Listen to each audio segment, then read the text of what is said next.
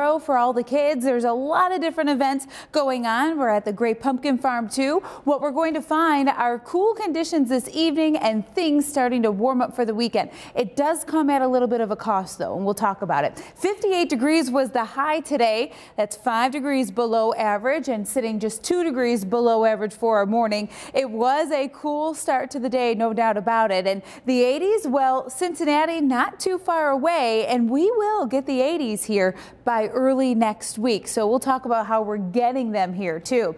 Looking at 7 Super Doppler, what's going to happen is a warm front is going to push overhead, and that's going to help warm us up. It also is going to bring some showers. Now there are a few very spotty showers as we look at our 7 Super Doppler map right near Warsaw now coming in, and then another line is near Dunkirk. Very light spotty showers as they move from west to east, but a few of them are out there this evening. Otherwise, a little bit north of that and through the city, we're dry. Temperatures are going to remain in the lower 50s, and what we're going to notice this evening dropping into the low 50s before that front starts to approach. Notice by 10 we go into the mid 50s, and we continue to see these temperatures uptick by early tomorrow morning. Unfortunately, it is going to bring in rain with it. We'll have temps in the low 60s by 9 a.m. Rain will be here, and then we'll actually get a little bit of break time in the afternoon. Highs get into the upper 70s, breezy, and then on the backside, we're going to see the next round of showers and potentially some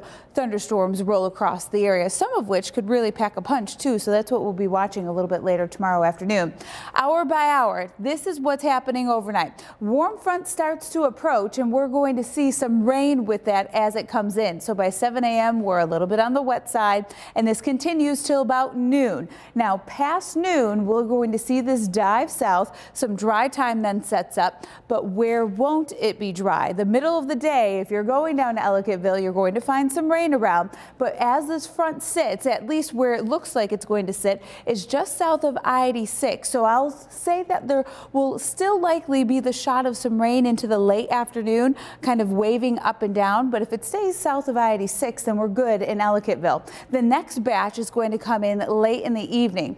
Dry for Cattaraugus County, but then we're going to see the wet conditions, some thunderstorms later in the evening and even into the overnight. So how are things going to look for fall foliage this weekend? If you'd like to get out, midpoint through the Adirondacks, some peaking as well. And what's just changing here is about 40% for the southern tier, 15% for Erie County, and just about 10% is changing for Niagara County. So we still have a little bit of time to get out there. Maybe you could do that as temperatures rise near 80 degrees for early next week. Rain comes in Thursday, and we cool things down by Friday of next week. We're sitting at 60 degrees for a high. Wow.